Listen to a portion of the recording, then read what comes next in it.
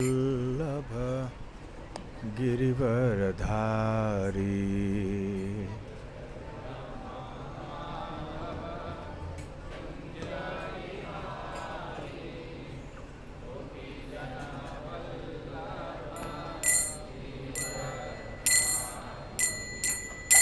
जय राधा माधव कुंज बिहारी गोपी जन वल्लभ गिरिवरधारी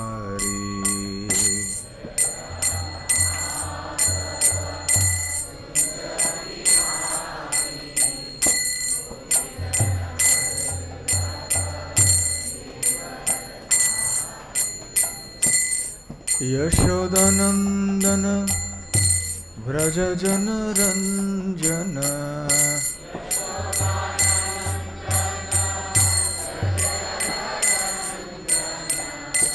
यशोदानंदन व्रज जन रंजन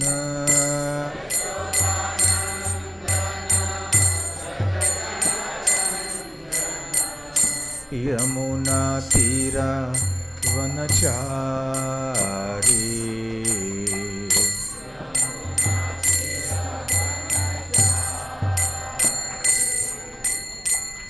यमुना तीरा वनचारी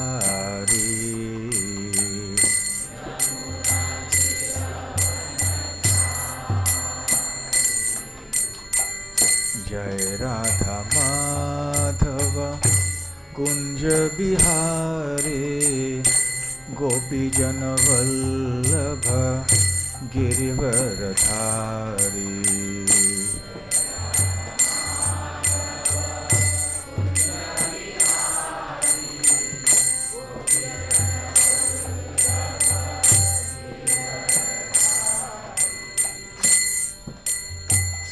जय राधा माधव कुंज बिहारी गोपी जन Vallabh Girivardhari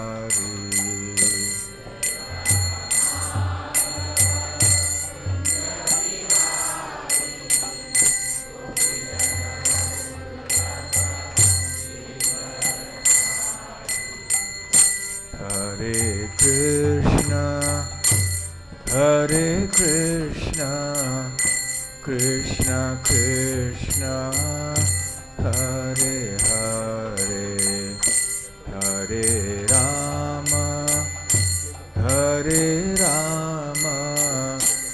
Ram Ram Hare Hare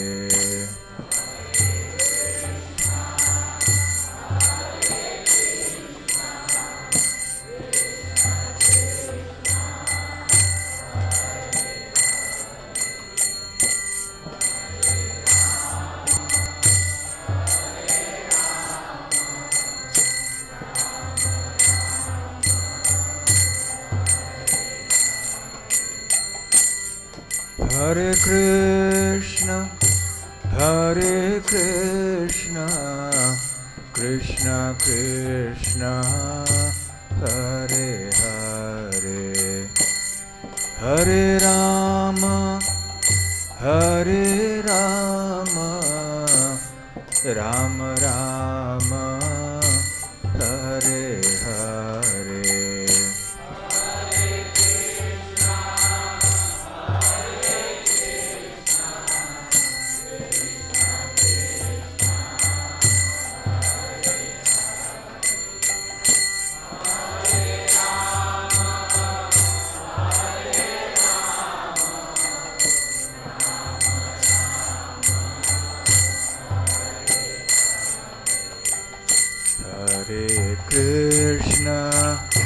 Hare Krishna, Krishna Krishna, Hare Hare, Hare Rama, Ram Rama, Hare Hare.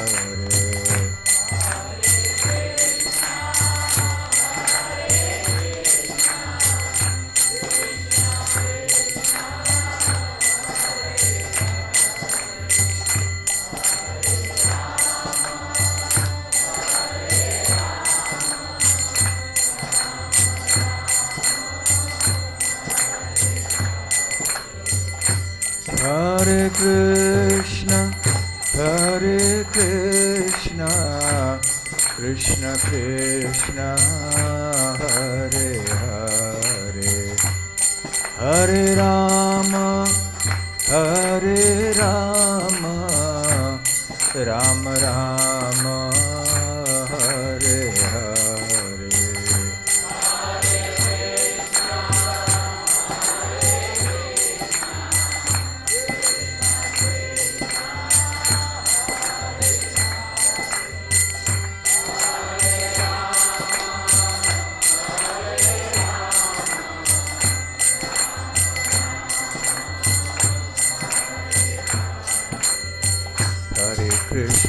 Hare Krishna, Krishna Krishna, Hare Hare, Hare Rama, Rama Rama, Hare Hare.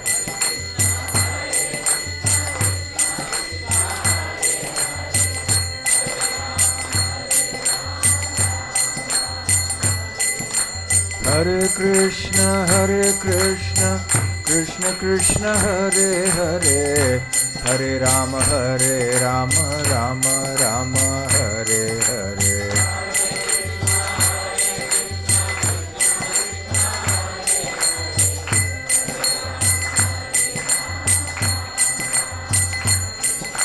Hare Krishna, Krishna Krishna, Hare Hare, Hare Ram, Ram Ram, Hare Hare.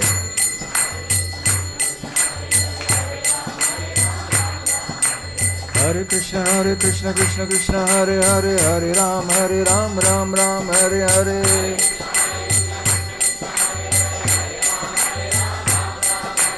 Hare Krishna, Krishna Krishna, Hare Hare, Hare Ram, Ram Ram, Hare Hare.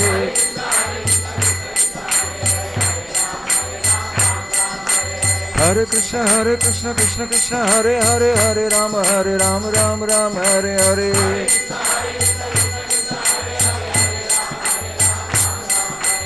Hare Krishna, Krishna Hare Hare, Hare Ram, Ram Ram, Hare Hare.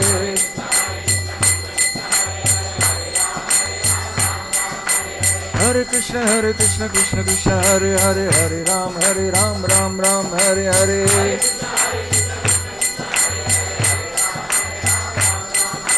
Hare Krishna, Krishna Hare Hare, Hare Ram, Ram Ram, Hare Hare.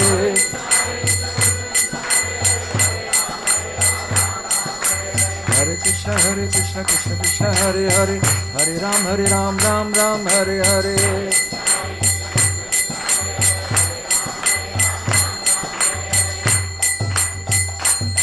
Jaya Radha Gokulananda, Radha Gokulananda, Radhe.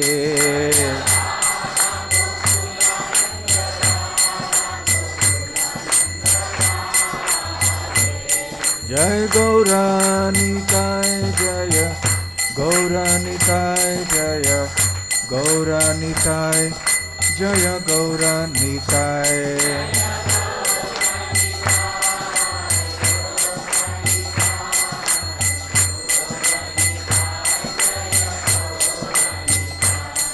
Jaya Jagannatha, Jaya Baladeva, Jaya Subhadra, Jaya Sudarshana.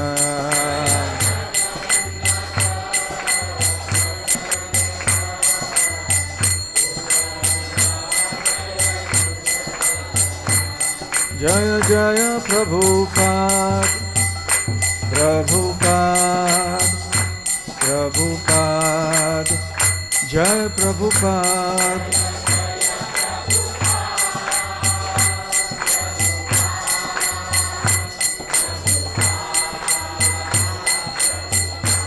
Nitai Gaura Hari Bol, Hari Bol, Hari Bol, Nitai Gaura Hari Bol.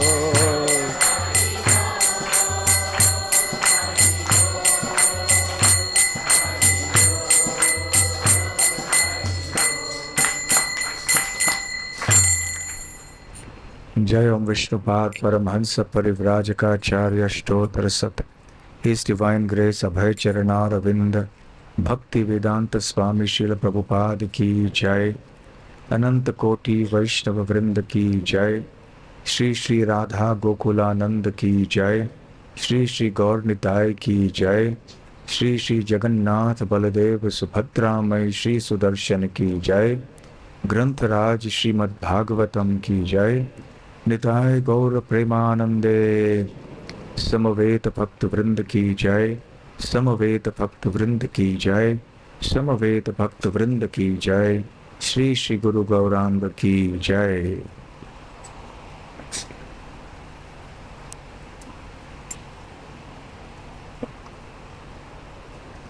ओम नमो भगवते वासुदेवाय।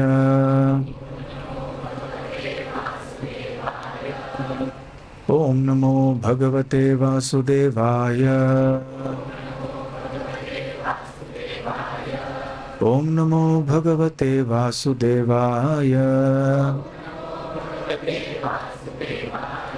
नारायणं नमस्कृत्य नरं चैव नरोत्तमं देवीं सरस्वतीं व्यासं ततो जयमुदीरयेत्। नष्टप्रायेषु भद्रेषु नित्यं भागवत सेवया भगवत्युत्तम श्लोके भक्तिर्भवति नैष्ठिकी।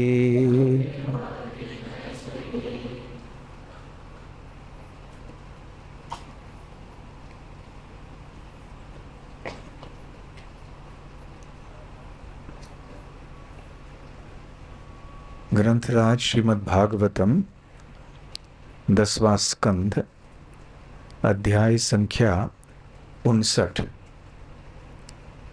श्लोक संख्या 1। श्रीराजोवाच यथा हतो भगवता भौमो येन च तः स्त्रियः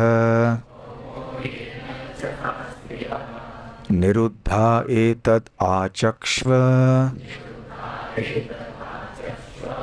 विक्रमं शार्ङ्गधन्वनः। श्रीराजोवाच यथा हतो भगवता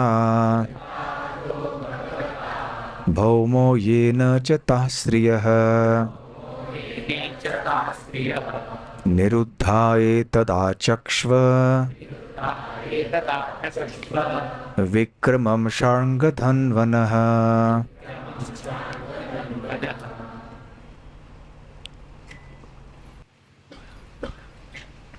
अनुवाद।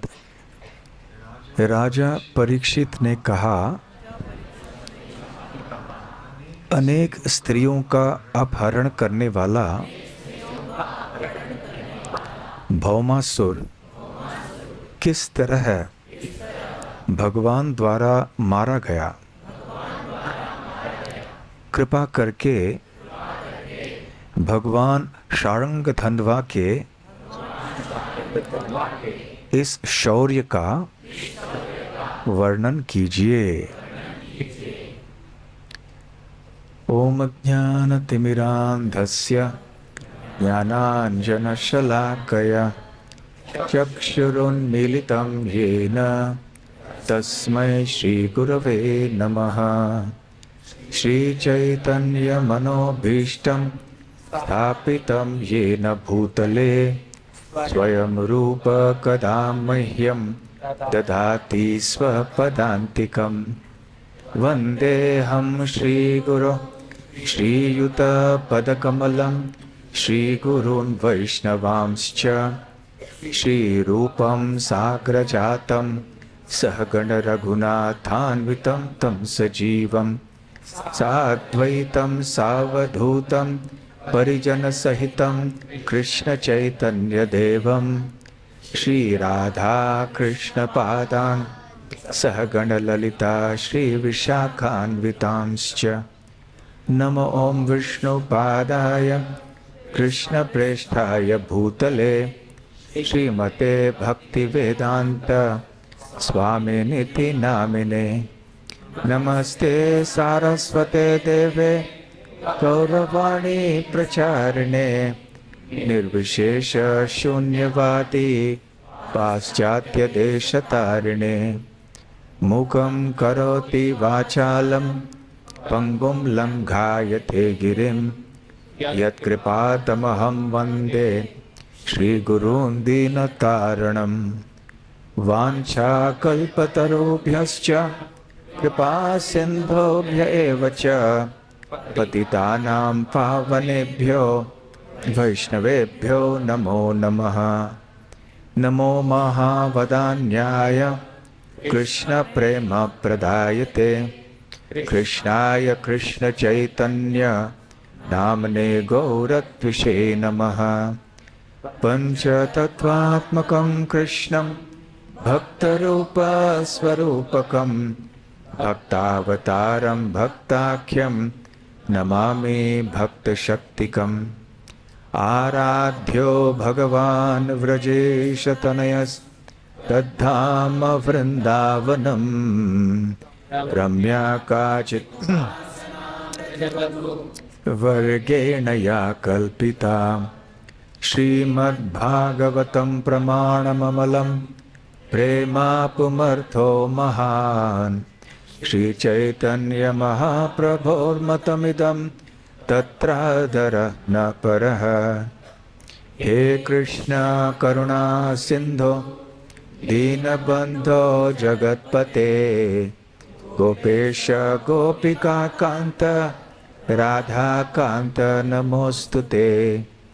तप्त काञ्चन गौरांगी राधे वृन्दावनेश्वरी वृषभानुसुते देवी प्रणमामि हरिप्रिये। जय श्री कृष्ण चैतन्य प्रभु नित्यानंद श्री अद्वैत गदाधर श्रीवासादि गौर भक्त वृंद। हरे कृष्णा कृष्णा कृष्णा हरे हरे हरे राम राम राम हरे हरे। हरे कृष्णा। कल शाम को शुकदेव गोस्वामी ने 58वें अध्याय की समाप्ति में ये बताया कि जितने रानियों को प्राप्त कर चुके थे श्री कृष्ण, कुल मिलाकर कितने हुए अभी तक? 8। इनके अतिरिक्त और हजारों ऐसे योग्य रानियां उनको प्राप्त हुई, और वो तब हुआ जबकि उन्होंने भौमासुर का वध किया और इन कन्याओं को उनके कारागृह से मुक्त कर दिया। तो स्वाभाविक है कि राजा परीक्षित के मन में प्रश्न उत्पन्न हुआ होगा, और उसी प्रश्न को उन्होंने पूछा कि भौमासुर की हत्या कैसे हुई? यथा हतो भगवता भौमो येन चतः स्त्रियः।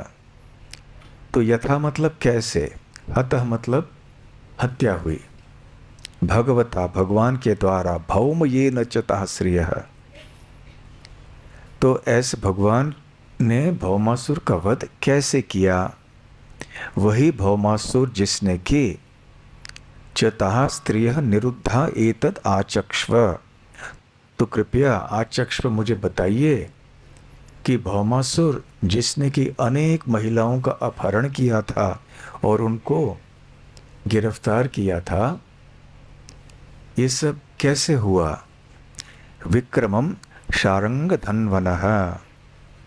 ये जो एक लीला है भगवान की, वीर्यपूर्ण लीला, भगवान की कृपया वर्णन कीजिए। अब यहाँ पर शुकदेव गोस्वामी भगवान का संबोधन एक शब्द से कर रहे हैं, दो शब्द, शारंग धन्वनः या शारंग धन्वना। तो शारंग भगवान का धनुष है और धन्वनः अर्थात जो धारण करते हैं। तो भगवान श्री कृष्ण के कई आयुध हैं, आप सब जानते हैं। उनके शंख को क्या कहते हैं? पांचजन्य। अब आप पूछेंगे ये भी कोई अस्त्र है? ये केवल बजाने के लिए एक वाद्य है ना, तो ये भी युद्ध में प्रयोग किया जाता है क्या? कैसे? अपनी ध्वनि से। जब श्री कृष्ण ये शंख बजाते हैं और आगे चल के हम ये देखेंगे तो शत्रुओं का हृदय भंग हो जाता है, टूट जाता है, भय से कांपने लगते हैं। वो ध्वनि इतनी भयंकर होती है कि उसी से आधा युद्ध जीत जाते हैं। और वैसे भगवान श्री कृष्ण इस पांचजन्य शंख का स्पर्श किसी भक्त के सर के ऊपर करके उनको आशीर्वाद भी प्रदान कर सकते हैं, जैसे कि ध्रुव महाराज के साथ उन्होंने किया। और उनके आयुध कौन से हैं? चक्र का नाम क्या है? सुदर्शन। भगवान के पास कोई तलवार है? हाँ है। नाम क्या है तलवार का? नंदक। बहुत अच्छा। भगवान के पास कोई गदा है? नाम क्या है? कौमोदकी। तो भगवान के पास धनुष है? उस धनुष का नाम क्या है? शारंग। तो वैसे विश्वकर्मा इन्होंने भगवान विष्णु के लिए और शिव जी के लिए भी धनुष बनाए थे। तो शिव जी ने अपना धनुष देवताओं को दिया दक्ष यज्ञ के बाद, और देवताओं ने फिर देवरात नाम के एक राजा को दिया जो कि राजा जनक के पूर्वज थे। तो उसी वंश में ये धनुष वैसे बना रहा, चलते आया, और अंततः जब श्री रामचंद्र वहाँ पर आए उन्होंने उस धनुष को उठाया और तोड़ भी दिया। उधर विश्वकर्म ने भगवान विष्णु के लिए भी एक धनुष बनाया था, इसका नाम था शारंग। भगवान विष्णु ने उस धनुष को ऋचिक ऋषि नाम के एक ऋषि को दिया। उन्होंने परशुराम को दिया और काफी समय तक वे परशुराम के साथ ही था वो धनुष। जब श्री रामचंद्र सीता देवी का हाथ जीत कर आए तो लौटते समय परशुराम वहां पर सामने आए और उन्होंने चुनौती दी इनको कि आपने शिवजी का धनुष तोड़ा है तो वास्तव में शक्तिमान है, तो मुझसे ये विष्णु का धनुष छीन के दिखाइए। तो भगवान श्री राम ने एक क्षण में भी, लव में भी उसे छीन लिया उनके हाथों से। और जैसे ही धनुष छीन लिया तो परशुराम जी की शक्ति को भी साथ में छीन लिया। परशुराम तो वैसे शक्त्यावेश अवतार है, दुष्ट दमन शक्ति से युक्त हैं। ये शक्ति भगवान की है। तो भगवान ने सोचा कि अभी परशुराम को इस शक्ति की आवश्यकता नहीं है। जिन कार्यों को संपन्न करने आए थे वो कार्य तो पूर्ण हो गए। तो उन्होंने भगवान विष्णु का धनुष उनसे छीन लिया और फिर वो आगे निकल पड़े। उधर भगवान श्री रामचंद्र ने आगे चल के वरुण देव को ये धनुष दी। वरुण देव ने आगे चल के भगवान श्री कृष्ण को द्वापर युग में ये धनुष दी। इसलिए ये धनुष श्री कृष्ण के पास आ गई। तो देखिए इसका इतिहास बहुत लंबा है। जब श्री राम इस धनुष का प्रयोग करते थे तो राम भक्तों के द्वारा इस धनुष का नाम कोदंड था। दक्षिण भारत में विशेष करके इस धनुष को, शारंग धनुष को कोदंड कहा जाता है। तो आप में से जो भक्त दक्षिण भारत की यात्रा में आए थे, हम्पी में भी या फिर अन्य स्थानों में, आंध्र में जब हम गए थे, तो कोदंड राम का नाम आप सबने सुना होगा। तो भगवान श्री राम का एक नाम है कोदंड पाणी। पाणी अर्थात हाथ। अपने कर कमलों में कोदंड नाम के धनुष को धारण करते हैं। यहाँ तक कि उत्तर भारत में मीराबाई प्रसिद्ध भक्त हैं भगवान श्री कृष्ण की। उन्होंने भी श्री कृष्ण का संबोधन किया कोदंडधारी कह के। तो ये शारंग धनवा भगवान श्री कृष्ण, तो बहुत अद्भुत है ये शारंग धनुष। और भगवान ने नरकासुर का वध किया। कैसे किया और किस प्रकार से उन्होंने इन महिलाओं को मुक्त किया, ये राजा परीक्षित जानना चाहते हैं। तो ये नरकासुर या भौमासुर कौन थे? वास्तव में पृथ्वी के पुत्र थे, इसलिए उनका नाम था भौम। भूमि से भौम, तो भूमि माता है और भौम पुत्र है। क्योंकि वो असुरी वृत्ति का था, इसलिए उसका नाम हुआ भौमासुर। जैसे कोई देव के स्वभाव के होते हैं, उनके नाम के पीछे देव लगाया जाता है। जैसे इंद्रदेव, सूर्यदेव, वरुण देव। परंतु कभी कभी ये देव भी असुर जैसा भी काम कर बैठते हैं। हम ये देख चुके हैं और आने वाले थोड़े मिनटों में भी हम इसी बात को देखेंगे। उधर जो असुरी वृत्ति के होते हैं, उनके नाम के पीछे असुर भी लगाया जाता है। तो ये है भौमासुर, और इनको नरकासुर भी कहते हैं। और नरकासुर का वध श्री कृष्ण के द्वारा नरक चतुर्दशी पे हुआ था, दिवाली के समय, दीपावली के समय। तो ये भगवान श्री कृष्ण के या भगवान वराहदेव के पुत्र हैं। जब भगवान वराहदेव ने अपने दंष्ट्रों से पृथ्वी को उठाया गर्भोदक सागर से, तो अपने दंष्ट्र द्वारा जब स्पर्श किया उन्होंने पृथ्वी का, तो उससे भौम का जन्म हुआ। तो ये भगवान के और भगवान की शक्ति भूमि देवी के पुत्र हुए। फिर भी क्या? असुर बने, असुर निकले। तो दुनिया में ऐसे विचित्र चीज़ें कभी कभी हो जाती हैं। कभी कभी असुरी पिता का बच्चा जो है वो भक्त बन जाता है, जैसे कि प्रहलाद। कभी कभी अच्छे भक्तों के पुत्र दुष्ट निकलते हैं, जैसे महाराज अंग और वेन। तो ऐसे कई बार हो जाता है। तो खैर, जो दुखी हैं थोड़े बहुत कि उनके बच्चे भक्त नहीं बन रहे हैं, ठीक है, कभी हो जाता है, भगवान के साथ भी हुआ। परंतु प्रयास करना चाहिए हमें। ऐसे संस्कार देने चाहिए बचपन से, और माता पिता को ऐसे वातावरण में रहना चाहिए, और उदाहरण एक ऐसा अच्छा होना चाहिए जिससे कि बच्चे भी भक्ति करने के लिए प्रेरित हो जाएं। तो खैर, ये भौमासुर या नरकासुर राज्य करता था प्राग ज्योतिषपुर नाम के स्थान में, जिसका नाम आज है तेजपुर, जो कि आसाम में है। तो वहाँ राजधानी थी इस भौमासुर की। तो भौमासुर बहुत शक्तिशाली था, और कलयुग के पूर्व जितने युग हुआ करते थे, उनमें जो शक्तिशाली लोग थे वो इस काबिल थे, इस योग्य थे कि वो ऊपरी लोकों में भी भ्रमण कर सकते थे, और कभी कभी देवताओं को भी हरा देते थे।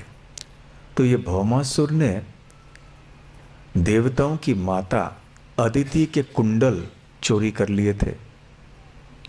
उन्होंने वरुण देव की जो छाता है उसे भी चोरी कर लिया था, और मेरु पर्वत के ऊपर एक क्रीड़ा का स्थान है देवों के लिए, जो मणि पर्वत कहलाता है, उस स्थान को ही चोरी कर लिया। तो इतना सब कुछ हो जाने पर जब इंद्र ने देखा कि हमारे अंदर वो शक्ति इस समय नहीं है कि हम नरकासुर को हरा पाएं, तो वो भगवान श्री कृष्ण के पास आए द्वारका में और उनसे निवेदन किया कि कृपया नरकासुर का वध आप कर दीजिए और इन चीज़ों की चोरी जो कि नरकासुर ने की है वो ये सारे वस्तु वापस स्वर्गलोक में आ जाएं। तो श्री कृष्ण ने अपनी पत्नी सत्यभामा को गरुड़ के ऊपर बिठाया और दोनों श्री कृष्ण और सत्यभामा देवी गरुड़ के ऊपर सवार होकर प्राग ज्योतिषपुर चले। अब प्रश्न ये उठता है कि जब कोई राजा युद्ध करने जाता है तो साथ में अपनी रानी को लेकर नहीं जाता है। ऐसे प्राय नहीं दिखाई पड़ता या सुनने में आता, विरला ही कहीं एक यहाँ वहाँ कुछ हम सुन चुके होंगे, परंतु साधारण तो ऐसे नहीं होता था। तो फिर श्री कृष्ण ने ऐसा क्यों किया? तो वैसे श्रीधर स्वामी, जिनका उल्लेख हम पहले भी कर चुके हैं, जो श्रीमद् भागवतम के मूल टीकाकार हैं, सारे वैष्णवों के लिए आदरणीय पूजनीय हैं, तो वो कहते हैं कि एक कारण ये था कि सत्यभामा देवी का स्वभाव ऐसे था, काफ़ी साहसी स्वभाव, काफ़ी आगे बढ़ के कुछ करने वाली, बोलने में भी कभी तीक्ष्ण शब्द बोल देती थी, तो स्वभाव ऐसे साहसी था। तो श्री कृष्ण ने सोचा कि चलो मेरे पत्नी सत्यभामा देवी को एक नया अपूर्व अनुभव क्यों नहीं दिलाया जाए, ताकि ये भी एक लीला हो जाएगी, एक अच्छा सा अनुभव हो जाएगा। तो वहाँ पर उनको लेकर चले गए, ये पहला कारण। दूसरा कारण ये है कि एक बार भगवान श्री कृष्ण ने भूमि देवी को वचन दिया था कि आपके पुत्र की हत्या मैं आपके अनुमति के बिना नहीं करूँगा, क्योंकि पहले से ये सर्वविदित था कि भूमि देवी का पुत्र नरक या भौम ये थोड़ा दुष्ट निकला है। तो भूमि देवी भी कुछ कर नहीं पाई। तो श्री कृष्ण से उन्होंने निवेदन किया था कि आप यूं ही मत मारिए, मेरे अनुमति के बिना हत्या नहीं कीजिए। अब महत्वपूर्ण बात यह है कि भूमि देवी कौन है। भूमि देवी जैसे हर एक लोक के कोई अधिष्ठाता देव होते हैं या कोई देवी होती है, अधिष्ठात्री देवी होती हैं, तो पृथ्वी लोक की अधिष्ठात्री देवी हैं भूमि देवी। तो भूमि देवी हैं सत्यभामा देवी की विस्तार। इस प्रकार से हम जान सकते हैं कि भूमि देवी भी कोई साधारण महिला नहीं है, सत्यभामा भी जीव तत्व नहीं है, वो शक्ति तत्व हैं। तो इसीलिए जब अब प्राग ज्योतिषपुर जाके नरकासुर का वध करना है, तो सत्यभामा देवी यदि कहेंगे हत्या कर दीजिए, तो ये भूमि देवी के कहने से के बराबर हो गया। तो ये दूसरा कारण था। और तीसरा कारण भी इस प्रकार से है कि एक बार श्री कृष्ण ने स्वर्गलोक का एक पारिजात फूल रुक्मिणी देवी को भेंट में दिया था। आप जानते हैं कि स्वर्गलोक में ऐसे कई सुगंधित फूल होते हैं जो लंबे समय तक रहते हैं, कभी मुरझा नहीं जाते, दिखने में बहुत सुंदर, और उनका सुगंध भी अद्वितीय होता है, स्वर्गीय सुगंध होता है। तो एक बार जब श्री कृष्ण ने ये फूल भेंट में दी रुक्मिणी देवी को, तो समाचार पहुंचा सत्यभामा देवी को। उन्होंने कहा मुझे भी चाहिए। तो श्री कृष्ण ने कहा एक फूल क्यों, मैं तुम्हें संपूर्ण पारिजात का वृक्ष दिला दूंगा, चिंता नहीं करो। तो पति जो है, आप सावधान रहना, ऐसे जोश में आके वचन नहीं दे देना, क्योंकि आप श्री कृष्ण नहीं हैं। श्री कृष्ण जो चाहे वो कर सकते हैं। परंतु साधारण पुरुषों को थोड़ा सावधान रहना चाहिए वचन देने के पहले। तो इसलिए वो सत्यभामा को ले जाना चाहते थे। परंतु फिर प्राग ज्योतिषपुर क्यों? क्योंकि प्राग ज्योतिषपुर जाके नरकासुर का वध करके जिन वस्तुओं की चोरी नरकासुर ने की थी, उन वस्तुओं को लेकर फिर स्वर्गलोक जाना था इंद्रदेव के पास, इन वस्तुओं को लौटाना था। और जब वहाँ लौटाने जाते तो उस समय पारिजात का वृक्ष भी उठा कर ले आते। ये योजना थी भगवान कृष्ण की। तो इस उद्देश्य से सत्यभामा देवी को भी वो ले आए। अब प्राग ज्योतिषपुर की सुरक्षा के लिए जो नरकासुर ने व्यवस्था की थी वो बहुत ही आश्चर्यजनक थी। तरह तरह के दुर्ग बने हुए थे। एक तो पहाड़ों का दुर्ग था प्राग ज्योतिषपुर को घेर के, और उसके अंदर तरह तरह के अन्य थे। एक शस्त्रों का दुर्ग, फिर जल का दुर्ग, अग्नि का दुर्ग, वायु का दुर्ग, यंत्रों का दुर्ग। तो प्राग ज्योतिषपुर की रक्षा के लिए सारी व्यवस्था नरकासुर ने की थी ताकि कोई प्रवेश न कर पाए बिना अनुमति के। तो भगवान श्री कृष्ण आए और सबसे पहले तो अपने कौमोदकी गदा से उन्होंने जो गिरी दुर्ग था उसको नष्ट कर दिया। फिर अपने तीरों से उन्होंने शस्त्रों का दुर्ग नष्ट कर दिया। फिर अपने सुदर्शन चक्र से अग्नि, जल और वायु से बने हुए जो दुर्ग थे उनको नष्ट कर दिया। और फिर अपने तलवार से जो पृथ्वी के बने हुए सारे दुर्ग थे उनको भी नष्ट कर दिया। और उसके बाद अपना पांचजन्य शंख उन्होंने बजाया। पांचजन्य शंख के ध्वनि से जो यंत्रों का दुर्ग था वो भी नष्ट हो गया। यंत्रों से कुछ जादू टोना के लिए वैसे मंत्रों द्वारा कुछ संरक्षण किया था, वो भी दुर्ग नष्ट हो गया। इस प्रकार से भगवान श्री कृष्ण अंदर चले आए। अब उधर प्राग ज्योतिषपुर को घेर के एक खाई थी। खाई मतलब पानी, एक नदी के जैसे, जो किसी किले की सुरक्षा के लिए होता है। तो उसके अंदर मुर नाम का एक असुर सो रहा था। उसकी सेवा थी प्राग ज्योतिषपुर की रक्षा करना ताकि कोई इस खाई को पार न कर पाए। तो वो अंदर सो रहा था और जैसे ही पांचजन्य शंख की ध्वनि सुनी तो इस ध्वनि का प्रभाव इस प्रकार से हुआ कि संपूर्ण ब्रह्मांड ही हिल गया।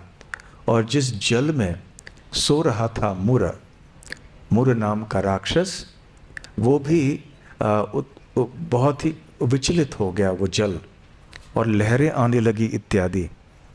और ऐसे लगने लगा कि शायद सृष्टि का अंत होने वाला है। तो फिर मुर को क्रोध आया और सीधे बाहर आया। ऐसे तेजस्वी था, ऐसे लग रहा था कि मानो सूर्य साक्षात वहाँ पर प्रकट हुए हैं।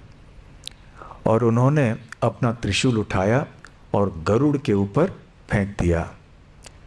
जैसे ही गरुड़ के ऊपर हुंकार करके मुर ने अपना त्रिशूल फेंका, मुर की ध्वनि की आवाज़, उसके हुंकार या चीख की ध्वनि भी संपूर्ण ब्रह्मांड में फैल गई। तो सोचिए क्या अवस्था हुई होगी वहाँ पर उस समय। तो भगवान श्री कृष्ण ने 2 तीर छोड़ दिए जिससे कि मुर के त्रिशूल का नाश हो गया। और उसके बाद भगवान श्री कृष्ण और तीर छोड़े जिससे पंचमुखी मुर के 5 मुखों तक तीर जाके लग गया। और फिर मुर ने अपनी गदा जो है वो कृष्ण की ओर फेंक दिया। भगवान कृष्ण ने अपने गदे से उस गदे को रोक दिया। और फिर मुर ने अपने हाथों को, अपने भुजाओं को ऊपर करके आक्रमण किया। उधर श्री कृष्ण ने अपने सुदर्शन चक्र से मुर की गर्दन काट दी और वो गिर पड़ा वहाँ पे।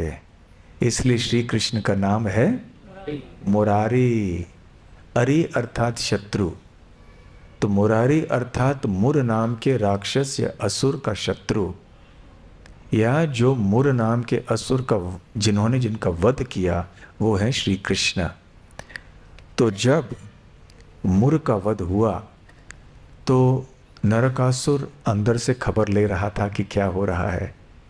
तो नरकासुर ने मुर के 7 पुत्रों को भेजा और वो भी आए और धुआंधार युद्ध वहां पर हुआ। परंतु यद्यपि शस्त्रों की वर्षा हो रही थी वहां पर श्री कृष्ण की ओर, फिर भी श्री कृष्ण ने अपने अस्त्रों से उनको आसानी से हटा दिया और इन सारे योद्धाओं को उन्होंने इतने बुरी तरह से घायल कर दिया, किसी की गर्दन काट दी, किसी के हाथ काट दिए। इस प्रकार से ये सारे जो योद्धा हैं इनकी मृत्यु हो गई। उधर गदाग्रज भगवान श्री कृष्ण ने भौमासुर के संपूर्ण सेना को नष्ट कर दिया। उधर गरुड़ भी शांत नहीं बैठे थे। गरुड़ जी ने अपने पंखों से, अपने चोंच से और अपने नाखूनों से हाथियों को इतना परेशान किया कि हाथी युद्ध भूमि छोड़कर भाग गए। इस समय नरकासुर भी बाहर आया था। जब उसने देखा कि मुर की मृत्यु हो गई, मुर के पुत्रों की मृत्यु हो गई, सेनापति की मृत्यु हो गई, तो वो भी आए थे युद्ध में। परंतु गरुड़ के द्वारा जब सारे हाथी और हाथी के ऊपर जो सवार योद्धा थे उनको भी जाना पड़ा, तो वो भी चले गए। तो उधर अकेले नरकासुर रह गए श्री कृष्ण का सामना करते हुए। तो भौमासुर ने भी अपने एक अस्त्र से आक्रमण किया श्री कृष्ण के ऊपर, और ये अस्त्र इतना शक्तिशाली था कि एक बार जब नरकासुर ने इसका प्रयोग किया था तो इंद्रदेव के वज्रास्त्र को भी परास्त कर पाया था। परंतु जैसे इस अस्त्र को फेंका नरकासुर ने गरुड़ के ऊपर, गरुड़ को कोई हानि नहीं पहुंची। गरुड़ को ऐसे लगा जैसे एक हाथी को लगता है जब कोई फूलों की माला हाथी के ऊपर फेंक देता है। तो गरुड़ जी को कुछ हुआ नहीं। भौम हताश हो गया, या नरकासुर, और उसने आके अपना त्रिशूल फिर से उठाया और उधर श्री कृष्ण ने दोबारा अपने सुदर्शन चक्र का प्रयोग करके नरकासुर की गर्दन काट दी। और इस प्रकार से भौमासुर की हत्या हुई।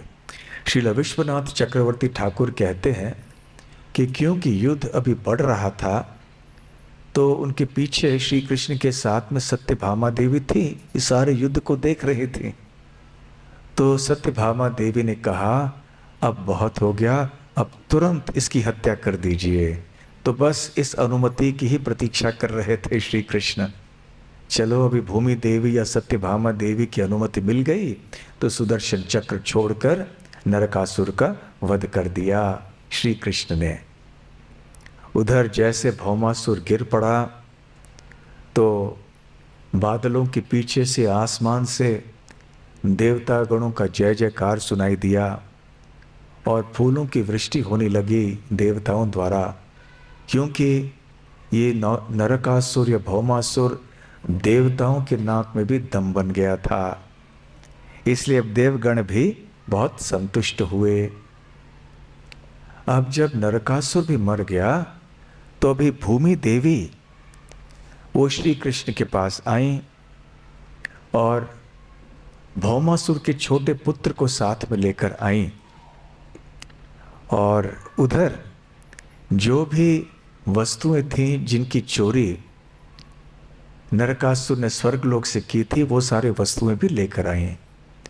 तो जो वरुण देव का छाता था, अदिति देवी की कुंडल थे और मणि पर्वत आदि, ये सारी चीजें वो लेकर आई।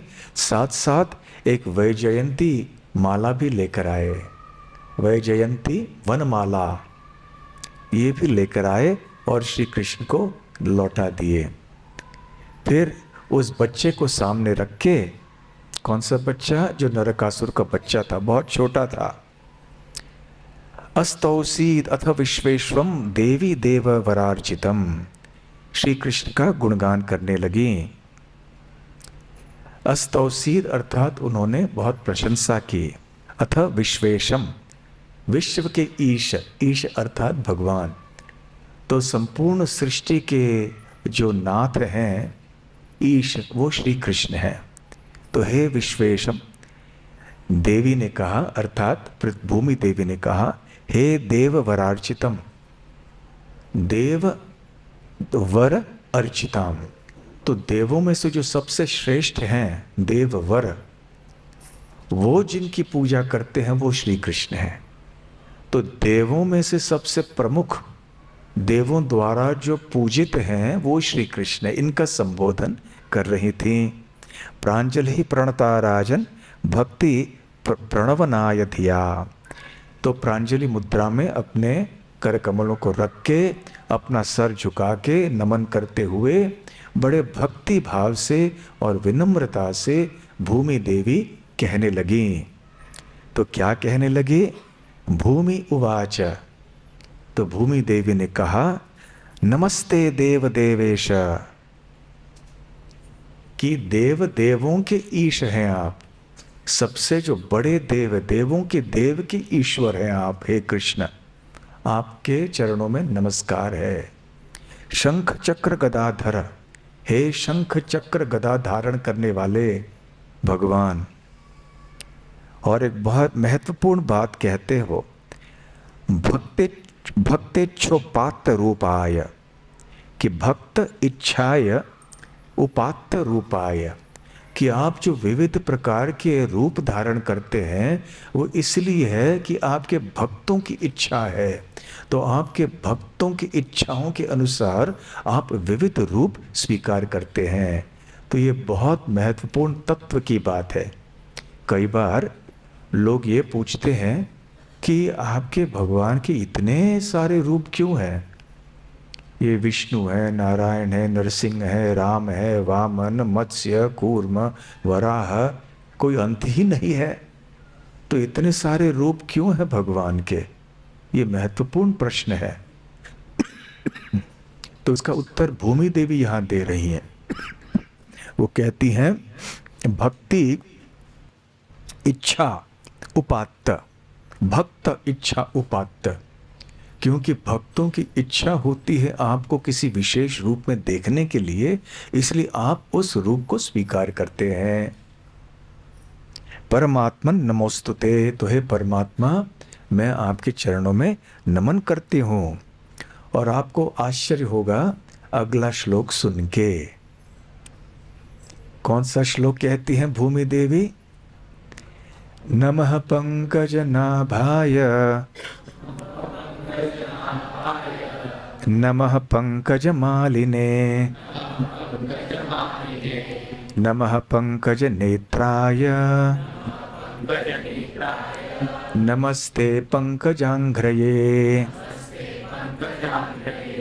नमः पंकज नाभाय। नमन, मैं नमन करती हूँ उस भगवान को जिनकी नाभि एक कमल के समान है। मैं उस भगवान श्री कृष्ण को नमन करती हूँ जिनके गले में कमल फूल की माला है। मैं उस भगवान श्री कृष्ण को नमन करती हूँ जिनकी आँखें खिले हुए कमल पुष्प के समान हैं। और मैं उस भगवान श्री कृष्ण का नमन करती हूँ जिनके चरण कमल भी, दोनों चरण कमल कमल पुष्प के समान है। नमो पंकज नेत्राय, नमो पंकजांघ्रये। तो ये श्लोक से आप परिचित हैं? किन्होंने ये श्लोक कही है? कुंती महारानी ने। कब कही? इससे पहले कि इसके बाद में?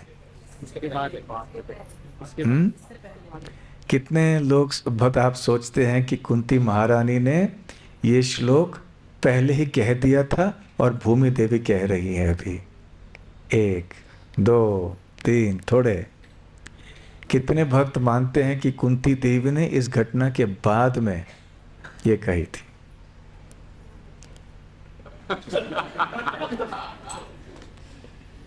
तो अधिकतर भक्त अपना मत ठीक से नहीं कर पा रहे हैं। तो उत्तर ये है कि कुंती महारानी ने बाद में इस श्लोक का उच्चारण किया। अच्छा, ये बताइए कि कुंती महारानी की स्तुति जो है, जिसको कि श्रीमद् भागवतम के पहले स्कंद के 8वें अध्याय में पाया जाता है, श्रीमद् भागवतम में अवश्य वो पहले स्कंद में है और ये श्लोक 10वें स्कंद में है, परंतु कालक्रम के अनुसार कौन सी घटनाएं हुई थीं जिसके कारण कुंती महारानी ने अपनी प्रार्थना की श्री कृष्ण को? क्या हुआ था उसके पहले? हाँ, श्री कृष्ण छोड़ के जा रहे थे हस्तिनापुर, और इंद्र कब छोड़ के जा रहे थे? युद्ध के बाद। कुरुक्षेत्र का युद्ध हो चुका था, पांडव राज्य कर रहे थे और श्री कृष्ण उनके साथ ठहर रहे थे, रहे थोड़े दिनों तक। फिर जब लौट के जाने का समय आया द्वारका, तब कुंती महारानी उनके पास आई कि अब और थोड़े दिन रुक जाइए, और उन्होंने श्री कृष्ण की स्तुति की। तो ये बहुत बाद में घटना हुई, परंतु अब द्वारका लीला प्रारंभ हुई है, परंतु अभी तक हस्तिनापुर कुरुक्षेत्र का युद्ध हुआ नहीं है। इससे हम जान सकते हैं कि इस तरह की जो प्रार्थनाएं हैं उस समय बहुत प्रसिद्ध हुए होंगे। तो ऐसा नहीं है कि कुंती महारानी ने पहली बार इस श्लोक की रचना की, पहले से भगवान का गुणगान चलते आया है। जैसे कितने सारे मुहावरे वगैरह होते हैं, हम सुनते आते हैं अधिक समय से। तो वैसे भी ऐसी प्रार्थनाएं, ऐसे श्लोक, ऐसे स्तुतियां, स्तोत्र आदि ये अनादिकाल से चलते आए हैं, क्योंकि भगवान का गुणगान तो अनादिकाल से चलते आ रहा है। तो ये एक बहुत आश्चर्यजनक बात है। बिल्कुल वही श्लोक है, एक भी अक्षर का परिवर्तन नहीं है। नमो भगवते तुभ्यम वासुदेवाय विष्णवे पुरुष्य आदि बीजाय पूर्ण बोधाय ते नमः। और भूमि देवी कहती हैं, नमः, मैं नमन करती हूँ भगवते, भगवान के प्रति, तुभ्यम, आपके प्रति हे भगवान, वासुदेवाय, आप जो कि वासुदेव हैं, विष्णवे, आप जो कि विष्णु हैं, पुरुषाय, आप जो कि परम पुरुष हैं, आदि बीजाय, आप जो कि समस्त सृष्टि के और सबके मूल बीज हैं, पूर्ण बोधाय, मैं आपको नमन करती हूँ जो संपूर्ण ज्ञान से और बुद्धि से पूर्ण है, ते नमः। तो ऐसे भूमि देवी बहुत सुंदर प्रार्थनाएं करती हैं, और आगे चल के फिर अंत में एक निवेदन करती हैं श्री कृष्ण से। तस्य आत्मजः अयम तव पाद पंकजम भीतः। वो कहती है तस्य अर्थात उसके, किसके? नरकासुर के। आत्मजः, आत्मजः अर्थात पुत्र, जो अपने से उत्पन्न होता है वो पुत्र है। तो नरकासुर का जो पुत्र है अर्थात भूमि देवी का पोता। अयम, ये यहाँ जो खड़ा है, तव पाद पंकज भीताः उपसादितः, ये आपके चरण कमलों के निकट आया है, भीतः, डर डर के आया है। ये बेचारा बच्चा बहुत भयभीत हो गया है, और ऐसे भयभीत अवस्था में आपकी ओर अग्रसर हुआ है, आपके चरण कमलों के पास आया हुआ है। प्रपन्नार्ति हरः, आप प्रपन्न अर्ति हर हैं, अर्थात प्रपन्न का अर्थ है शरणागति, शरण लेना। आरती अर्थात जो हमारे कष्ट हैं, जो दुख हैं, कठिनाइयां हैं। हर अर्थात हरण कर लेना। तो आप शरणागतों के दुखों को हरण करने वाले हैं। तो भूमि देवी कहना चाहती थी कि इसलिए आपको इस बच्चे के ऊपर भी करुणा दिखानी चाहिए। और तत् पालय एनम, इसलिए इस बच्चे की रक्षा आप कीजिए। कुरु हस्त पंकजम शिरसी, तो आपके कर कमल कृपया, हस्त कमल या कर कमल इस बच्चे के सर के ऊपर रखिए और उससे आपके कृपा का पात्र बनाइए, उसको सुरक्षित रखिए।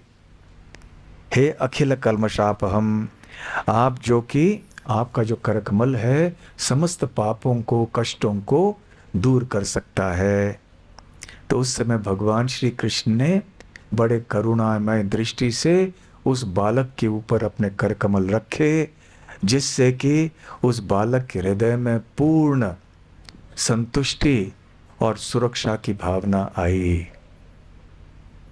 और फिर आगे चल के श्री कृष्ण नरकासुर के राजमहल में प्रविष्ट हुए और वहाँ देखा कि इतना ऐश्वर्य वहाँ पे कि ऐसे विरला ही कहीं दिखने को मिलता है पृथ्वी लोक के ऊपर, द्वारका के सिवाय। तो वहाँ पर फिर उन्होंने देखा कि कई राजकन्याएं वहाँ पर बंदी हो चुकी थीं। तो शुकदेव गोस्वामी यहाँ कहते हैं 6,000 अयुतम अधिक। 6,000 अर्थात 6,000, अयुत अर्थात 10,000। तो 10,000 और 6,000 कितने हुए? 16,000। और फिर एक शब्द का प्रयोग करते हैं अधिक, तो 16,000 से अधिक वहाँ ये राजकन्याएं थीं। तो तात्पर्य में श्रील श्रीधर स्वामी और विश्वनाथ चक्रवर्ती ठाकुर कहते हैं कि ये केवल अधिक का अर्थ क्या है? 100। दूसरे शब्दों में भौमासुर ने 16,000 कितने? 100, 16,100 ऐसे राजकुमारियों को बंद करके रखा था। ये कन्याएं किन की पुत्रियां थीं? अलग अलग जो राजा थे पृथ्वी लोक के ऊपर, थोड़े देवताओं की भी पुत्रियां थीं, ऋषियों के, असुरों के कन्याओं को भी उन्होंने पकड़ के यहाँ बंदी बना दिया था। और जैसे ही इन राजकन्याओं ने, राजकुमारियों ने श्री कृष्ण को देखा पहली बार, तुरंत उनके मन में इच्छा हुई कि ये हमारे पति बन जाएं। और मन ही मन में उन्होंने ठान लिया कि इनसे अतिरिक्त और किसी को हम पति नहीं बनाएंगे। और अपने भाग्य से प्रार्थना करने लगे कि यदि हमने कोई व्रत आदि किए हैं, कृपया ये पूर्ण होने दीजिए हमारी इच्छा। और श्री कृष्ण समझ गए इनकी इच्छा। श्री कृष्ण तो अंतर्यामी हैं, सबके हृदय में विराजमान हैं, सबकी इच्छाओं को जानते हैं। इससे पहले कि हम जान लें कि हमारी इच्छा क्या है, भगवान जान लेते हैं। तो भगवान ने इनकी इच्छा स्वीकार कर ली, उनको स्वच्छ वस्त्र आभूषण आदि प्रदान किए और उनको बड़े शान से पालकी आदि में बिठाकर द्वारका भेज दिया। और जितना भी धन नरकासुर का था वो सब भी हाथियों के ऊपर रख के वो सारा धन भी उन्होंने भेज दिया द्वारका। अब प्रश्न ये उठता है कि श्री कृष्ण ने 16,108 रानियों से 100 रानियों से क्यों विवाह किया? वैसे जहाँ तक ये 16,100 रानियों की बात है, वैदिक सभ्यता के अनुसार, उस काल के नियमों के अनुसार, अब इन 16,100 जो कुमारियां थी, इनसे कोई अन्य व्यक्ति विवाह नहीं करने के लिए तैयार होता, क्योंकि मुर या नरकासुर ने उनका अपहरण किया हुआ था। तो केवल श्री कृष्ण ही थे जो इसके लिए तैयार हुए। तो देखिए श्री कृष्ण की कृपा। तो खैर अब आगे जब ये 16,100 राजकुमारियां द्वारका चली गईं, तो भगवान श्री कृष्ण का काम पूरा नहीं हुआ था, क्योंकि ये सारे वस्तुएं जैसे अदिति के कुंडल आदि लौटाने थे ना इंद्रलोक में। तो गरुड़ जी के ऊपर सवार होकर वो चल पड़े और पहुंचे इंद्र के दरबार में। वहां जाके इंद्रदेव और उनकी पत्नी शची देवी उन्होंने श्री कृष्ण और सत्यभामा देवी दोनों के चरणों में नमस्कार किया और उनकी उपासना की, आराधना की, और बहुत ही आभारी थे कि हमारे जो ये वस्तुएं हैं अब लौट के आए, आप हमें वापस दे रहे हैं। तो उधर भगवान श्री कृष्ण ने सत्यभामा को तो वचन दिया था। क्या वचन दिया था? कि पारिजात का फूल नहीं, पारिजात का वृक्ष ही मैं आपके लिए लेकर आऊंगा। तो अब जब आए वहां का काम हो गया, ये सारी चीजें लौटा दिए। अब सत्यभामा देख रहे हैं, अब आगे का काम भी बाकी है। तो भगवान श्री कृष्ण एक आज्ञाकारी पति है, ठीक है, तो उखाड़ दिया पेड़ पारिजात का। परंतु अहो आश्चर्यम, इंद्रदेव विरोध करने लगे। ये तो स्वर्ग लोक का वृक्ष है और वो भी हमारे अनुमति से आप ले जा रहे हैं। स्वर्ग लोक का वृक्ष पृथ्वी लोक में कैसे जा सकता है? और ये तो मेरा वृक्ष है, मेरे उद्यान से, मेरे वन से आप कैसे ले जा सकते हैं? और इंद्रदेव ने बलपूर्वक रोकने का प्रयास किया श्री कृष्ण को, और वहां युद्ध हुआ और युद्ध में हार गए इंद्र। हारना ही था। तो जब हार गए तो फिर श्री कृष्ण ने उस पारिजात वृक्ष को द्वारका में लाए, वहाँ सत्यभामा देवी के राजमहल के उद्यान में उसे रख दिया। और स्वर्गलोक से ऊपर भंवरे जो हैं, भृंग, वो सब इसके गंध, इस पारिजात वृक्ष के गंध को सूंघने के लिए स्वर्गलोक से यहाँ कतार में आ रहे थे। ऐसी थी। और शुकदेव गोस्वामी ये कह रहे हैं, उन्हें भी बड़ा आश्चर्य हो रहा है। क्यों आश्चर्य हो रहा है? कि देखो, सबसे पहले इंद्र द्वारका में श्री कृष्ण के पास आए थे। उन्होंने प्रणाम किया, दंडवत किया, अपना जो मुकुट है श्री कृष्ण के चरणों में रखा और ये याचना की कि कृपया अदिति के कुंडल, वरुण का चीट का जो छाता है इत्यादि, ये हमें लौटा दीजिए, आप नरकासुर से आप छीन कर हमें दे दीजिए। तो ऐसी याचना करने के लिए आए थे। जब उनका उद्देश्य पूर्ण हो गया तो श्री कृष्ण को एक पेड़ भी नहीं दे सके। कोई साधारण व्यक्ति भी ऐसे मांगता तो देना चाहिए था, और श्री कृष्ण तो साधारण व्यक्ति नहीं है, वो तो स्वयं भगवान है। तो इंद्रदेव का हृदय ऐसा बदल गया। तो ये दुनिया में ऐसे देखा जाता है, कई बार कोई व्यक्ति अन्यों के पास जाता है, अपना काम उनसे करवा लेता है, बाद में उस व्यक्ति को भूल जाता है। ऐसे होता है कभी कभी कभी उस व्यक्ति के प्रति भी कोई हानिकारक कार्य कर बैठता है। तो जो एक आभार की भावना होनी चाहिए, वो कभी कभी लोगों में नहीं रहती है, और ये सारी चीजें पृथ्वी माता के लिए बहुत ही असहनीय हो जाती हैं। देखिए, और ये कोई साधारण व्यक्ति नहीं है, इंद्रदेव हैं, देवताओं के राजा इंद्र हैं। और ऐसा भी नहीं है कि ऐसे पहली बार हुआ। गोवर्धन लीला के बारे में हम सब सुन चुके हैं। ये तो द्वारका लीला चल रही है। गोवर्धन लीला तो इसके कई वर्ष पूर्व हो चुका था, और उस समय इंद्रदेव के लिए तो बहुत कम समय बीता था, वो तो स्वर्गलोक में रहते हैं। और इंद्रदेव जब श्री कृष्ण के चरण कमलों में आश्रय ग्रहण करने आए गोवर्धन लीला के बाद, तो श्री कृष्ण ने चेतावनी दी थी इंद्र को कि देखो, तुम मेरे दास हो, कभी भी हृदय में घमंड आने नहीं देना। तो इंद्रदेव ने मान ली थी इस बात को, इतनी जल्दी भूल गए, अधिक समय बीता नहीं था। और उसके बाद भी श्री कृष्ण ने ऐसा उपकार किया उनके ऊपर कि सारी चीजें, स्वर्गलोक की चीजें आके लौटा दें, और इतने जल्दी भूल गए। जब भगवान कृष्ण एक पेड़ ले जाना चाहते हैं तो इंद्रदेव ने उनको बलपूर्वक रोकने का प्रयास किया। तो शुकदेव गोस्वामी को भी आश्चर्य होता है, और वो भी सोचने लगते हैं एन रे ये क्या है। ये कन्नड़ में इतना ही जानता हूँ इसलिए मैं एक ही शब्द बोल देता हूँ, बार बार यही मुझे बोलना पड़ता है। और शब्द जानता तो शायद मैं बोल लेता। तो कहते हैं अहो सुरणाम च तमः, अहो देखो तो सही देवताओं में भी कितना तमोगुण प्रचलित है। धिक आढ्यताम, आढ्य अर्थात ऐश्वर्य, तो धिक्कार हो उनके ऐश्वर्य को।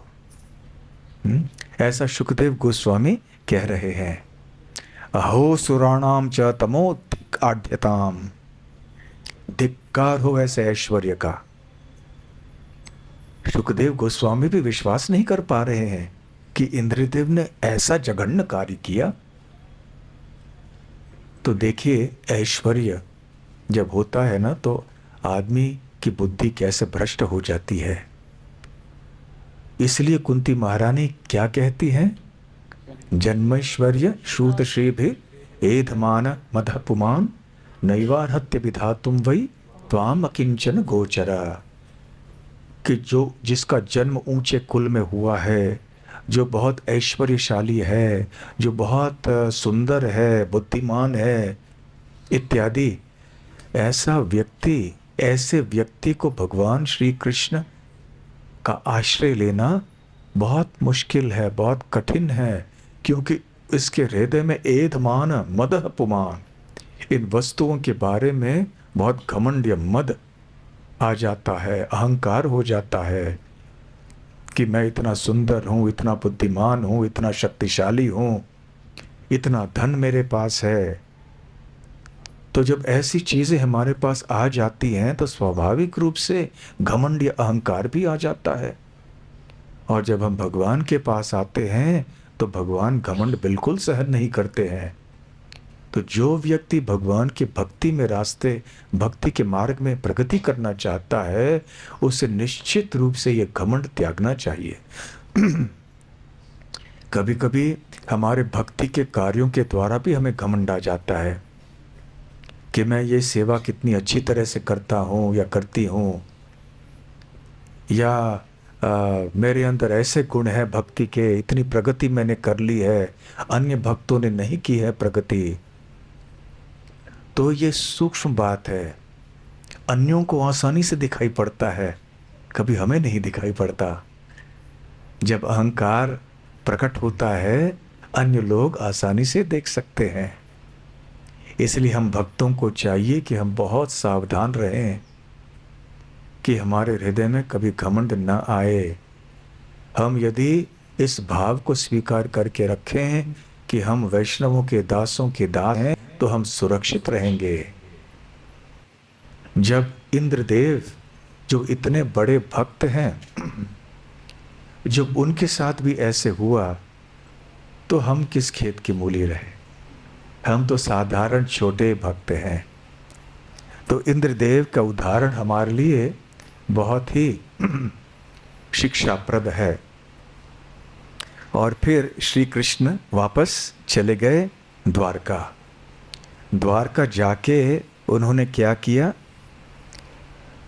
सारे 16,100 रानियों के साथ में एक साथ एक ही क्षण में विवाह किया, क्योंकि मुहूर्त वो एक ही था।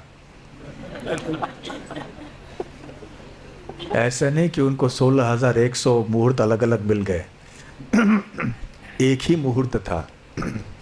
तो एक बेचारा आदमी होता, साधारण मनुष्य होता, वो क्या करता, लेकिन कृष्ण तो साधारण नहीं है, तो उनके लिए क्या कठिनाई है। उनका प्रकाश विग्रह भगवान अपने आदि रूप में ही 16,100 स्थानों में एक साथ उपस्थित रह के उन्होंने इन 16,100 राजकुमारियों से विवाह किया। और हर एक का एक एक महल था, हर एक महल में विवाह संस्कार चल रहा था। हर एक में श्री कृष्ण का प्रकाश विग्रह था। प्रकाश विग्रह अर्थात वही रूप, केवल विस्तार नहीं, भगवान का प्रत्यक्ष वही रूप हर एक राजमहल में था, 16,108, और हर एक महल में विवाह चल रहा था अलग अलग अलग अलग राजकुमारियों के साथ। श्री कृष्ण प्रत्येक स्थान में उपस्थित थे। और इतना ही नहीं, श्री श्रीधर स्वामी बताते हैं कि श्री कृष्ण के साथ उनके जितने भी द्वारका के रिश्तेदार थे, जैसे माता देवकी, पिता वसुदेव, ये सारे के सारे भी 16,100 राजमहलों में विवाह के समय उपस्थित थे। तो ऐसा नहीं है कि एक जगह पे थे, उनके रिश्तेदार नहीं आ सके, क्या करे, दूसरी जगह था होना था, इसलिए हम इस जगह नहीं आ पाए विवाह में। कभी कभी भक्तों के साथ भी होता है, जब विवाह का मुहूर्त होता है तो 3-4 ऐसे पहचान के लोगों का विवाह हो रहा होता है। सब जगह नहीं जा सकते एक साथ, तो कभी एक जगह जाते हैं, दूसरी जगह देर से जाते हैं, तीसरी जगह जा नहीं पाते हैं। परंतु श्री कृष्ण के साथ तो ऐसे नहीं हुआ। उनके सारे रिश्तेदार भी अपने प्रकाश विग्रह में, जैसे उनका मूल रूप है वैसे ही वो उस मूल रूप में रहे, उपस्थित श्री कृष्ण के विवाह के समय। तो न केवल 16,100 श्री कृष्ण हुए, 16,100 देवकी, 16,100 वसुदेव, और जितने भी उनके रिश्तेदार थे उन सब के 16,100 रूप थे। ये है श्री कृष्ण की अद्भुत शक्ति। और इसलिए यहाँ पर शुकदेव गोस्वामी कहते हैं, अतर्ककृत, भगवान श्री कृष्ण के जो कार्य हैं वो तर्क के परे हैं। आपका न्याय, आपकी बुद्धि आप भगवान श्री कृष्ण के कार्यों में नहीं लगा सकते। केवल साधारण बुद्धि के द्वारा भगवान के कार्यों का विश्लेषण करके आप कुछ ही निष्कर्ष पे पहुंचना चाहेंगे तो ये असफल होगा आपका कार्य। और इतना ही नहीं, गृहेषु तासाम अनपायी, विवाह के बाद भगवान श्री कृष्ण सदैव हर एक रानी के साथ महल में रहते थे। और इस प्रकार भगवान श्री कृष्ण ने अपने समस्त रानियों को पूरी तरह से संतुष्ट रखा। और जैसे एक साधारण पति कार्य करते हैं वैसे ही अपने रानियों के साथ में रहे। तो श्रीधर स्वामी बताते हैं कि वो हर समय तो थे, परंतु जैसे गृहस्थ पति को कभी थोड़े कार्यों के लिए जाना पड़ता है, पत्नी जाती है, अभी ये कहती है अब ये रसोई घर में एक कमी जाके बाजार से लेकर आइए, जाना पड़ता है। तो पति जाता है, वो कहीं बाजार से अपने घर के काम के लिए जाता है कभी। तो ऐसे बीच बीच में श्री कृष्ण कभी जाया करते थे, अन्यथा बाकी समय वो अपने 16,108 रानियों के संग में उनके अपने अपने राजमहलों में रहते थे। और आगे विश्वनाथ चक्रवर्ती ठाकुर ये भी बताते हैं कि जैसे मूल भगवान श्री कृष्ण वृंदावन के हैं, गोविंदमादि पुरुषम तमहम भजामि, और द्वारका में रहने वाले कृष्ण उनके प्रकाश विग्रह हैं, उसी प्रकार से जो रानियां हैं श्री कृष्ण की, प्रमुख रानियां द्वारका में रहने वाली, वो भी वृंदावन के गोपियों के विस्तार हैं। और ये सारे गोपियां भी श्रीमती राधा रानी के विस्तार हैं। इस प्रकार से श्री कृष्ण और श्रीमती राधा रानी से ही सब कुछ उत्पन्न होता है। तो खैर, श्री कृष्ण वहाँ पर रहे द्वारका में, और यद्यपि इन रानियों के साथ अनेक सेविकाएं थीं श्री कृष्ण की सेवा करने के लिए, फिर भी ये इनमें से प्रत्येक रानी निजी रूप से अपने कर कमलों से श्री कृष्ण की सेवा किया करती थीं। जैसे कि नम्रतापूर्वक उनके पास आना, उनको आसन देना, उनकी आरती उतारना, और उनके चरण कमलों की सेवा करना, और तरह तरह से जैसे चंदन का लेप लगाना, और उनका बिस्तर का आयोजन करना और तरह तरह के उपहार आदि देना, तो अपने कर कमलों से ये रानियां श्री कृष्ण की सेवा किया करती थीं। इस प्रकार श्री कृष्ण एक आदर्श गृहस्थ के समान वहां द्वारका में निवास करने लगे। इसके साथ शुकदेव गोस्वामी इस अध्याय को विराम देते हैं, समाप्त करते हैं। तो इसके साथ ही सन 2024 की जो कृष्ण कथा की श्रृंखला है, ये इसको हम आज इस साल के लिए विराम देते हैं। कल जन्माष्टमी की कथाएं होंगी, और यदि इसके बाद द्वारका में क्या हुआ आपको जानना है तो आपको अगले साल कृष्ण कथा के अनुष्ठान में आना चाहिए। और आसान तरीका है कि आप कृष्ण पूर्ण पुरुषोत्तम ये किताब आप पढ़िए। हरे कृष्ण कृष्ण कृष्ण हरे हरे, हरे राम राम राम हरे हरे। धन्यवाद।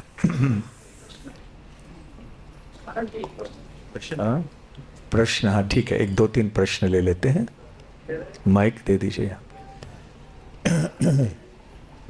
थोड़ा सा।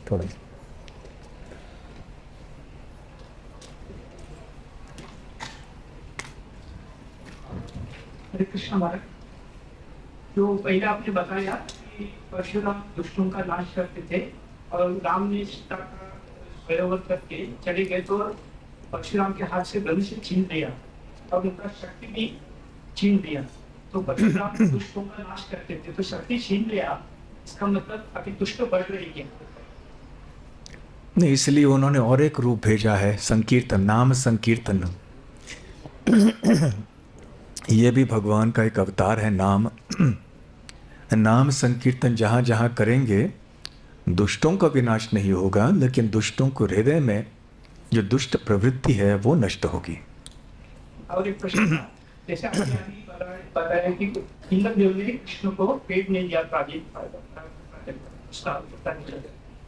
तो ऐसे हमारे भी जीवन में बहुत बार होता है, जो हम करते हैं लेकिन हमको कुछ किए होता नहीं, तो कृष्ण की तरफ माफ कर देना चाहिए, या सुखदेव गोस्वामी के साथ क्या बोलते हैं, सुखदेव गोस्वामी ने क्या बोला ना आपने, उनको ये करना चाहिए। न हम सुखदेव गोस्वामी हैं और न हम श्री कृष्ण हैं, इसलिए हमें हृदय में द्वेष और ऐसी नकारात्मक भावनाएं नहीं रखने चाहिए। ऐसी भावना यदि हम हृदय में रखें तो सामने वाले का नुकसान नहीं होगा, नुकसान हमारा होगा। हमारी नींद खत्म हो जाएगी। सामने वाला तो आज चैन की नींद सो रहा है, परंतु हमारे हृदय में जब नकारात्मक भावनाएं रहती हैं तो हमारी हानि होती है और हम भक्ति में प्रगति नहीं कर पाते हैं। इसलिए हमें बहुत सावधान रहना चाहिए कि खास करके अन्य भक्तों के प्रति हमारे मन में ऐसे कोई नकारात्मक भावनाएं नहीं आए। हरे कृष्णा।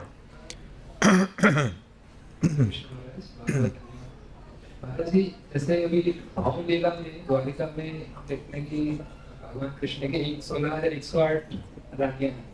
ठीक है, ये नित्य लीला में भी भगवान की जो धाम है उसमें भी 16,108 ही है कि और भी? वहाँ जाकर पता चलेगा, परंतु इतना अवश्य है कि परव्योम द्वारका में भगवान की भी रानियां हैं, अनेक रानियां हैं, कोई सीमा नहीं है। फर्क इतना है, वृंदावन में परकीय रस है, द्वारका में स्वकीय रस है। तो द्वारका में भी वहाँ भगवान की अनेक रानियां हैं। 16,108 से ही क्यों हमें सीमित करना चाहिए? यहाँ के लीलाओं के अनुसार ऐसे हुए, ये इस अंक पे हम पहुँचे। आवश्यक नहीं है कि परव्योम द्वारका में भी ऐसे ही हो, अधिक भी हो सकते हैं। हाँ, हरे कृष्ण। जो भागवत में भागवत के जो थे वो ऐसा सुना है कि सही है वही, तो सत्य क्यों गलत है? भगदत्त ये महाभारत से देखना होगा। नरकासुर के पुत्र मैंने नहीं सुना है। तो मैं कह नहीं सकता। और एक हाँ हाँ हाँ। कि अभी रामलीला में रामायण को लोग क्या क्या किया, लोग इंडियन का बल्कि कृष्ण का वैसा इसको निकाल नहीं किया। कृष्ण का 16 ये किया समझा नहीं क्या? भगवान श्री कृष्ण ने 16,100 जो आ गया जो लेकिन भगवान श्री राम ने जब सीता मैया जो जो त्याग किया वो वैसा होगा, उनको तो किसी ने लांछन नहीं लगाया। हाँ हाँ हाँ। तो प्रश्न ये है कि ये जो 16,108 रानियां हैं उनसे विवाह और कोई नहीं करता, एक लांछन सा लग गया, इसलिए श्री कृष्ण ने उनसे विवाह कर लिया और वो भी विवाह करना चाहती थी कृष्ण से। परंतु श्री राम ने सीता को वनवास में भेजा क्योंकि नाम पे थोड़ा कलंक आ गया था, किसी ने ऐसी अफवाह फैलाई थी। तो फिर श्री राम ने क्यों नहीं किया? क्योंकि श्री राम और श्री कृष्ण के दिव्य चरित्र में, उनके भाव में थोड़ा अंतर है। श्री राम ने एक पत्नी व्रत लिया था, वो मर्यादा पुरुषोत्तम है, परंतु श्री कृष्ण लीला पुरुषोत्तम है। तो अपने लीलाओं के मधुरता को बढ़ाने के लिए, लीलाओं की वृद्धि के लिए वो ऐसे कार्य करते थे। परंतु श्री रामचंद्र मर्यादा के कारण बहुत सीमित थे कार्य करने के लिए। ठीक है? महाराज जी, हाँ। आपने बोला कि सत्यभामा ने बोलने के बाद कृष्ण ने नरकासुर को मार दिया, तो श्री कृष्ण की पत्नी की बात सुनते थे? बिल्कुल सुनते हैं, इसलिए सब हमारे प्रभुजियों को ध्यान में रखना चाहिए।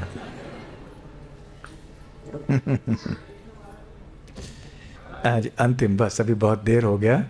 हाँ जी ठीक। अब बोलते हैं 16,100 रानियों को क्यों बंदी बनाया था, कारण क्या? क्योंकि वो दुष्ट था। क्यों उनको बंदी बनाया नरकासुर ने? क्योंकि जब नरकासुर ने समस्त जो राजा हैं, देवगण हैं, असुर हैं, उनको उनके ऊपर विजय प्राप्त किया था। तो विजय प्राप्त करने का एक लक्षण ये उस समान कि हम उनके महिलाओं को छीन लें। तो ऐसे उन्होंने उनको अपमानित करने के लिए और अपने दुष्ट प्रवृत्ति के अनुसार इनका अपहरण किया। अंतिम प्रश्न, ठीक है? हाँ। जैसे अभी आप वर्णन कर रहे थे कि कुंती मानवी ऐश्वर्यशाली वाली में उतना भक्ति में प्रगति करना बाधक है, लेकिन एक जगह भगवान श्री कृष्ण भी बोलते हैं भगवत गीता में, जो हरिभक्त नहीं है उसको अगले जन्म में अवसर मिलता है कि उच्च कुल में उसका जन्म ऐश्वर्यशाली। तो इसको कैसे, इसलिए इसी जन्म में समाप्त कर लेना चाहिए। अगले जन्म में हम ऐश्वर्यशाली परिवार में जन्म लेंगे तो हाँ, डामाडोल होने की संभावना है। फिर भी कम से कम जीवन का संघर्ष तो उतना नहीं करना पड़ेगा। हमारे भोजन आदि के लिए इतनी समस्या नहीं होंगी। हाँ, और हम आराम से समय निकालकर भक्ति कर पाएंगे। ये एक अवसर है, परंतु उस अवसर का दुरुपयोग यदि हम करेंगे तो फिर उसमें हमारा दुर्भाग्य है। ठीक है, अभी काफ़ी देर हो गई, तो धन्यवाद। और आप सबको आने वाले जन्माष्टमी की शुभकामनाएं। कृपया आप सब कल आइए और जन्माष्टमी के महोत्सव में भाग लीजिए। हरे कृष्णा। श्रील प्रभुपाद की जय।